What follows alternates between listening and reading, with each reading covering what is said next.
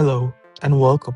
My name is Aman Lakhani, and in this video I will be analyzing some cards from older decks that support blue Jinbe and would be helpful for the next meta. The first card is Gum Gum Red Rock.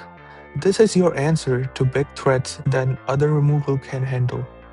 It doesn't care about cost, protection, or size. If it's a problem, it goes to the bottom of the deck. The trigger gives you a backup plan when you're under pressure, which makes playing a slower control strategy much safer. For Jinbe Blue, this means you can survive into the late game without losing board control. As the next meta introduces larger, harder to move finishers, Red Rock becomes one of the most reliable answers. Next is Charlotte Pudding. This is all about disrupting your opponent's game plan. Resetting their hand forces them to lose carefully held counters, events, and combo pieces, replacing them with a random 5 cards.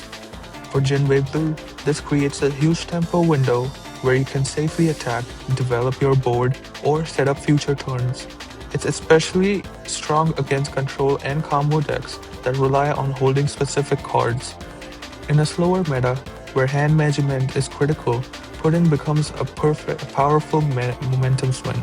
Next is Kaya, one of those cards that looks simple but does a ton of work for blue Jinbe. At just 1 cost, she lets you immediately filter your hand, digging for key warlords, events, or combo pieces, while throwing away cards you don't need. This is especially important for Jinbe, because the deck really cares about sequencing and having the right cards at the right time.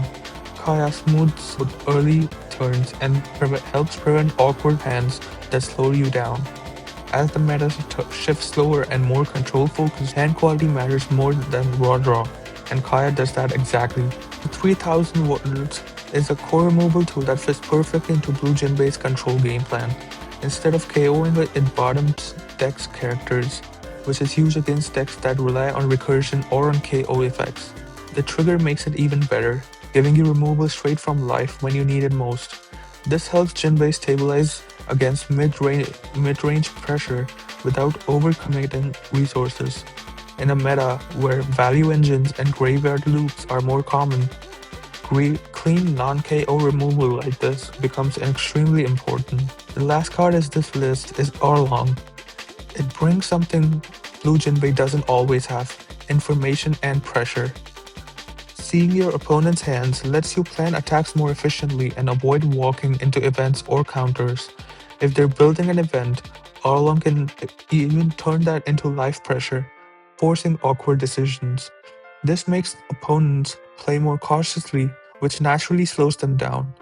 As control decks become more popular in the next meta, small disruption tools like Arlong gain a lot more value. This was my analysis on some cards that help blue Jinbe. Thanks for watching.